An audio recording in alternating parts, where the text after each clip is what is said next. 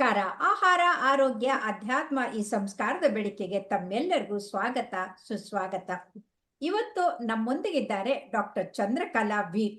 ಅವರು BDS ನ ಒಕ್ಕಲಿಗ ಸಂಘ ಡೆಂಟಲ್ ಕಾಲೇಜಿಂದ ಮಾಡಿ, ಮುಂದೆ MDS ಅನ್ನ ಬಾಪೂಜಿ ಡೆಂಟಲ್ ಕಾಲೇಜ್ ದಾವಣಗೆರೆಯಿಂದ ಮಾಡಿ, ಈಗ ಅವರು ಪ್ರೆಸ್ಟಿಜಿಯಸ್ ಕೇಲಿವ್ ಡೆಂಟಲ್ ಕಾಲೇಜ್ನಲ್ಲಿ ಪ್ರೊಫೆಸರ್ ಆಗಿ ಪ್ರೊಸ್ಥೋಡಾಂಟಿಕ್ಸ್ ವರ್ಕ್ ಮಾಡ್ತಾ ಇದ್ದಾರೆ. ಅಷ್ಟೇ ಅಲ್ಲ, ಅವರು best scientific paper, best innovative poster ಅದನ್ನ ಗೆಲ್ಲೋದ್ರ ಜೊತೆಗೆ most prestigious walk away of discovery award at the Asia's largest biotech summit 2024 ನಲ್ಲಿ ಗೆದ್ದಿದ್ದಾರೆ. ಈಗ ಅವರು convener of women dental council. ಹಾಗಾಗಿ ಬನ್ನಿ ಚಂದ್ರಕಲಾ ಅವ್ರಿಗೆ ಸ್ವಾಗತ, ನಮಸ್ಕಾರ. ನಮಸ್ತೆ ಮ್ಯಾಮ್, ವೀಕ್ಷಕರಿಗಳಿಗೂ ಸ್ವಾಗತ. ಸೊ ಕಾರ್ಯಕ್ರಮದ ಮುಂಚೆ ನಾನು ಇಬ್ರನ್ನ ನೆನ್ಸ್ಕೊಳ್ಳಿಕ್ಕೆ ಇಷ್ಟಪಡ್ತೀನಿ. ಒಂದು ಶೃಂಗೇರಿ ಶಾರದಾಂಬೆನ, ಮತ್ತೆ ಇನ್ನೊಂದು ಶಾರದಾಂಬೆ ನಮ್ಮ ಮುಂದೆ ಇರುವಂತ ಮೇಡಮ್ ನ. Thank you so much ma'am for the brief introduction. Okay, thank you so much. ಈಗ ಮಗು ಹುಟ್ಟತಾ ಇದ್ದಂಗೆ ಹಲ್ಲಿರೋದಿಲ್ಲ, ಆದ್ರೂ ನಕ್ಕಾಗ ಏನ್ ಸಂತೋಷ ಆಗತ್ತೆ. ಆ ಮುದ್ದು ಕೃಷ್ಣ ನಕ್ಕಾಗಿರುತ್ತೆ.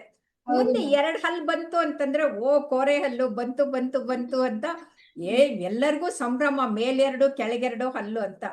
ಆಮೇಲೆ ಸ್ವಲ್ಪ ದೊಡ್ಡದಾಗಿ ಸ್ಕೂಲಿಗೆ ಹೋಗೋಕ್ ಶುರು ಮಾಡಿದ ತಕ್ಷಣ ಮುಂದ್ಗಡೆ 2 ಹಲ್ಲು ಬಿತ್ತು ಅಂದ್ರೆ ಗೇಟ್ ಓಪನ್ ಆಗಿ ಹೋಗ್ಬಿಡ್ತು, ಇನ್ನ ಹಲ್ಲು ಬರೋದೇ ಇಲ್ಲ ಅಂತ ರೇಗಿಸ್ತೀವಿ.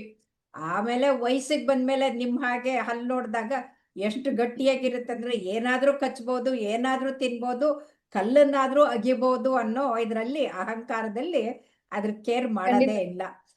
ಆಮೇಲೆ ಮುದುಕರಾದ್ಮೇಲೆ ಹಲ್ಲು ಮುರಿಯೋಕ್ ಶುರು ಆಯ್ತು, ಹಲ್ಲು ಹೊಟ್ಟೋಗ್ಬಿಟ್ಟು ಈಗ ಚಕ್ಲಿ ತಿನ್ನಕ್ಕಾಗಲ್ಲ, ಕೊಡಬಳೆ ತಿನ್ನಕ್ಕಾಗಲ್ಲ ಅಂದಾಗ ಆವಾಗ ನಿಮ್ಮ ಹತ್ರ ಬರ್ತಾರೆ.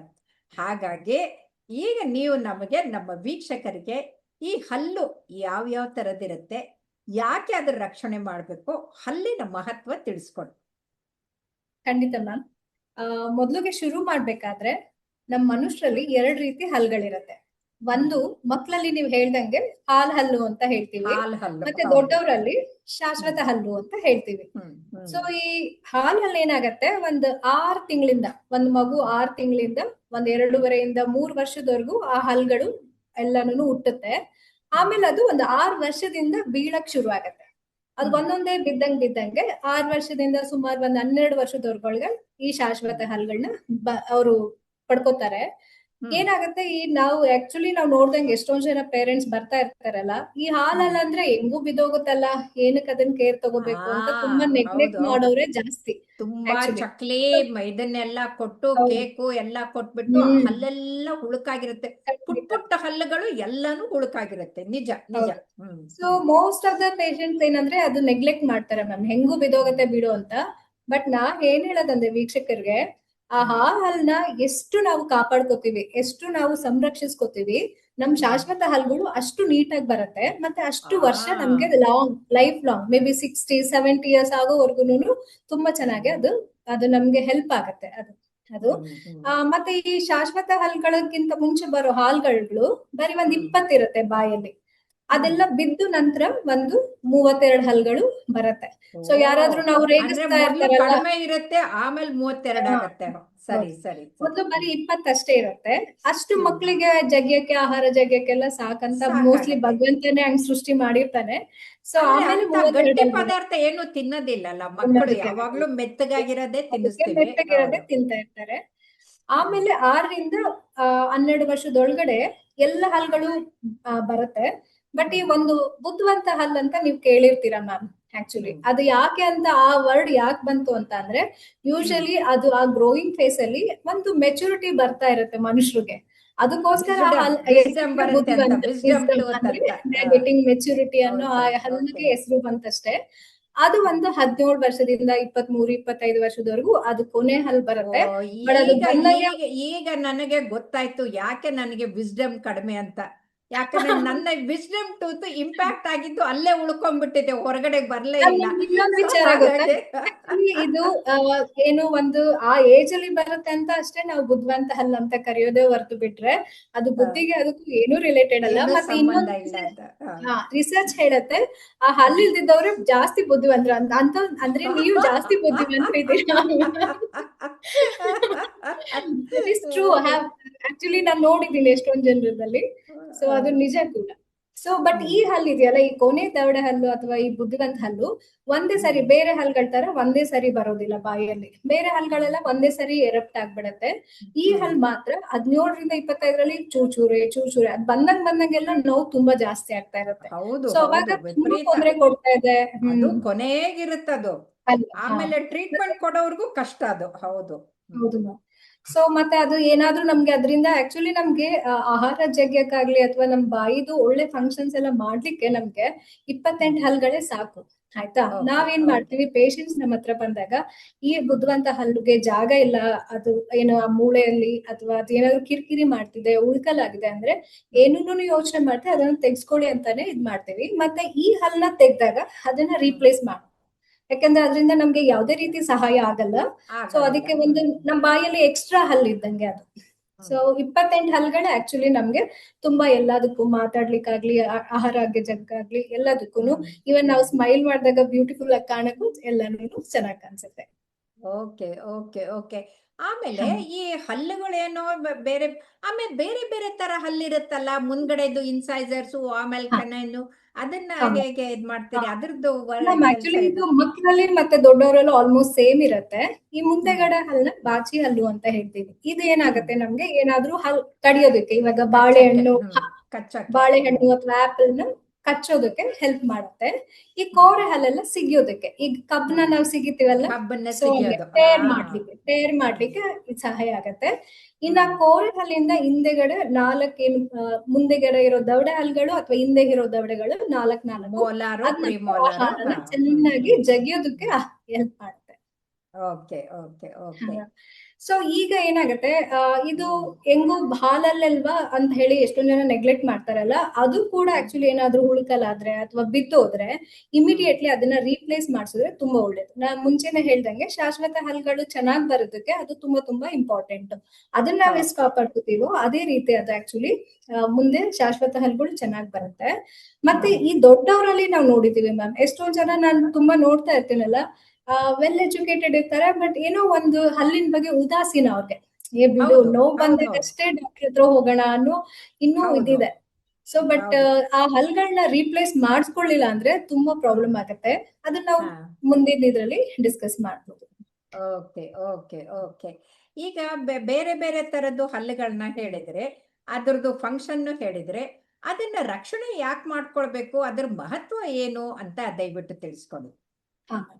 ಫಸ್ಟ್ ಮೊದ್ಲಿಗೆ ನಾನು ಒಂದು ಪ್ರಾಸ್ಟೋಡಾಂಟಿಸ್ಟ್ ಅಂತ ಮ್ಯಾಮ್. ನಾನು ಅಂದ್ರೆ ಕೃತಕ ರೋಗ ತಜ್ಞೆ, ಕೃತಕ ದಂತ ಜೋಡಣೆ ತಜ್ಞೆ ಅಂತ ಹೇಳ್ತಾರೆ ನಮ್ ಕನ್ನಡದಲ್ಲಿ. ಅಂದ್ರೆ ಆರ್ಟಿಫಿಷಿಯಲ್ ಹಲ್ನ ನಾವು ಕೊಡೋ ಅಂತವ್ರು. ಅಂದ್ರೆ ಇವಾಗ ಏನೋ ಹಲ್ಗಳನ್ನ ಕಳ್ಕೊಂಡು ನಮ್ಮ ಹತ್ರ ಬರ್ತಾರೆ, ಅವರು ರೀಪ್ಲೇಸ್ಮೆಂಟ್ ಮಾಡಿಸ್ಕೋಬೇಕು, ಹಲ್ ಕಟ್ಟಿಸ್ಕೋಬೇಕು ಅಂತ ಬರ್ತಾರೆ. ಅವಾಗ ನಾವು ಚಿಕಿತ್ಸೆ ಮಾಡುವಂತ ಡಾಕ್ಟರ್, ನನ್ ಸ್ಪೆಷಾಲಿಟಿ.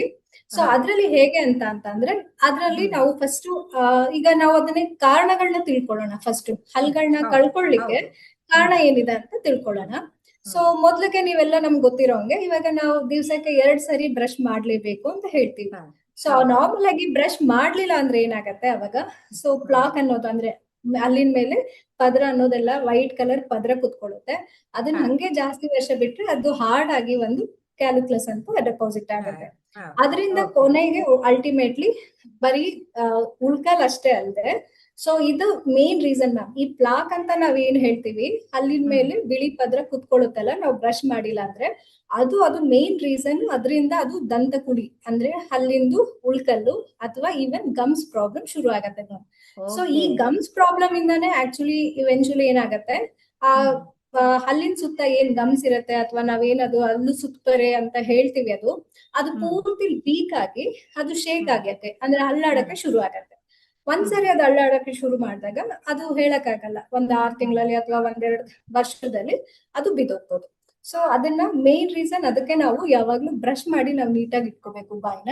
ಸೊ ಇದು ರೀಸನ್, ಇವೆರಡು ರೀಸನ್ ಒಂದ್ ಮೇನ್ ಮ್ಯಾಮ್. ಅದರ್ವೈಸ್ ಏನಾಗುತ್ತೆ, ನಾವು ಮಕ್ಳಲ್ಲಿ ನೋಡಿದೀವಿ ಮ್ಯಾಮ್, ಒಂದೊಂದ್ಸರಿ ಹುಟ್ಟದಾಗಿಂದನೇನೆ ಹಲ್ಗಳಿರಲ್ಲ. ಸೊ ಅವ್ರಿಗೆ ಏನಾದ್ರು ಜೀನ್ಸ್ ಇಂದ ಏನಾದ್ರು ಪ್ರಾಬ್ಲಮ್ ಇರತ್ತೆ, ಅನಾಮಲಿಸ್ ಇರತ್ತೆ, ಅವಾಗ ಕಂಜಿನೆಟಲ್ ಡಿಫೆಕ್ಟ್ಸ್ ಅಂತ ಹೇಳ್ತೀವಿ ನಾವು. ಅದ್ರಲ್ಲೂ ಕೂಡ ಆಕ್ಚುಲಿ ಮಕ್ಕಳಲ್ಲಿ ಹಲ್ಲೇ ಇರಲ್ಲ, ಐದರ್ ಹಾಲಲ್ಲಾಗ್ಲಿ ಅಥವಾ ಶಾಶ್ವತ ಹಲ್ಲಾಗ್ಲಿ ಇರೋದಿಲ್ಲ. ಅಂತ ಮಕ್ಳಿಗೂ ನಾವು ಹಲ್ ಕಟ್ಬೋದು. ಮತ್ತಿನ್ನ ಫೈಟಿಂಗ್ಸ್ ಎಲ್ಲ ನೀವು ನೋಡೇ ಇದ್ದೀರಾ, ಎಷ್ಟೊಂದ್ಸರಿ ಹೇಳ್ತಾ ಇರ್ತಾರಲ್ಲ, ನಿಮ್ 32 ಹಲ್ಲು ಉದುರಿಸ್ಬಿಡ್ತೀನಿ ಬಿದ್ದಾಗ ಹಲ್ ಮುರಿದೋಗ್ಬಿಡುತ್ತೆ. ಹೌದು, ಇದಾಗತ್ತಲ್ಲ, ಅಂತ ಟೈಮಲ್ಲೂ ಕೂಡ ನಮ್ಮ ಹತ್ರ ಬಂದು ಚಿಕಿತ್ಸೆ ತಗೋತಾರೆ. ಸೊ ದಿಸ್ ಅದ ಅಂದ್ರೆ ಇವೆಲ್ಲ ಮುಖ್ಯ ಕಾರಣಗಳು ಹಲ್ಲು ಯಾವ ತರದ ಚಿಕಿತ್ಸೆಗಳಿದೆ ನಿಮ್ಮ ಹತ್ರ? ಅದಕ್ಕೂ ಮುಂಚೆ ಮ್ಯಾಮ್, ನಾನು ಆಕ್ಚುಲಿ ಈ ಹಲ್ ಕಟ್ಟಿಸ್ಕೊಳ್ಳಿಲ್ಲ ಅಂದ್ರೆ ಏನಾಗತ್ತೆ ನೋಡೋಣ, ಆಯ್ತಾ? ಈ ಹಲ್ಗಳು ಇವಾಗ ಸಪೋಸ್ ನಾನ್ ಇವಾಗ ಯಾವ್ದೋ ಒಂದ್ ಪೇಷಂಟ್ ಒಂದ್ ಹಲ್ಲು ಉದ್ರೋಗಿದೆ, ಅವ್ರಿಗೇನು ಬಾಧೆ ಇಲ್ಲ, ಅವ್ರಿಗೇನು ನೋವಾಗ್ತಿಲ್ಲ, ಬೇರೆ ಹಲ್ಗಳಿದೆ ಸಹಾಯದಿಂದ ತಿನ್ಬಿಡ್ತಾರೆ, ಊಟ ಮಾಡ್ಬಿಡ್ತಾರೆ ಅಂತ. ಬಟ್ ಅದು ನೋಡ್ಲಿಕ್ಕೆ ಬೇರೆಯವ್ರಿಗೆ ಅದೆಷ್ಟು ಇನ್ಫೀರಿಟಿ ಕಾಂಪ್ಲೆಕ್ಸ್ ಎಷ್ಟೊಂದ್ ಜನಕ್ಕೆ ಇದಾಗತ್ತೆ ಅಂದ್ರೆ, ಇವಾಗ ನಾವು ಬೇಕಾದ್ರೆ ಮನುಷ್ಯರಲ್ಲಿ ಒಂದು ಉಬ್ಬಿಲ್ಲ ಅಂದ್ರೂ ಯಾರು ಅಬ್ಸರ್ವ್ ಮಾಡಲ್ಲ, ಆದ್ರೆ ಅದೇ ಒಂದೇ ಒಂದ್ ಹಲ್ಲು ಏನಾದ್ರೂ ಕಳ್ಕೊಂಡ್ರೆ ನಮ್ ಇಮಿಡಿಯೇಟ್ಲಿ ನಮ್ ಕಣ್ಣ ಆ ಹಲ್ಲಿನ ಮೇಲೆ ಹೋಗುತ್ತೆ. ಸೊ ಅದಕ್ಕೆ ಒಂದು ಸುಂದರ ಅಂದ್ರೆ ಸೌಂದರ್ಯಕ್ಕೂ ಅದು ಪ್ರತೀಕ. ಮತ್ತೆ ಎಷ್ಟೋ ಸರಿ ನಾವು ನೋಡಿರ್ಬೋದು, ಎಷ್ಟೋ ಪೇಷಂಟ್ಸ್ ಮಾತಾಡ್ಬೇಕಾರೆ ಅವ್ರು ಕಾನ್ಫಿಡೆಂಟ್ ಆಗಿ ಮಾತಾಡಕ್ ಆಗಲ್ಲ, ಬಾಯಿನ ಮುಚ್ಕೊಂಡ್ ಮಾತಾಡ್ತಾರೆ. ಸೊ ಅದು ಒಂದ್ ಮುಜುಗರ ಆಗತ್ತೆ ಆಕ್ಚುಲಿ. ಸೊ ಅದು ಮುಜುಗರ ಆಗಿ ಹಿಂಗೆ ಮಾಡ್ತಾರೆ. ಈಗ್ಲೂ ನಾವ್ ಎಷ್ಟೊಂದ್ ಕಡೆ ಹಳ್ಳಿಗಳ ಕಡೆ ಎಲ್ಲ ಹೋದ್ರೆ ಅವ್ರು ಬಾಯಿ ಮುಚ್ಕೊಂಡೇ ಮಾತಾಡ್ತಾರೆ. ಸೊ ಅದು ಒಂದು ಮನಸ್ಥೈರ್ಯನ ಕುಗ್ಗಿಸಲ್ಲ.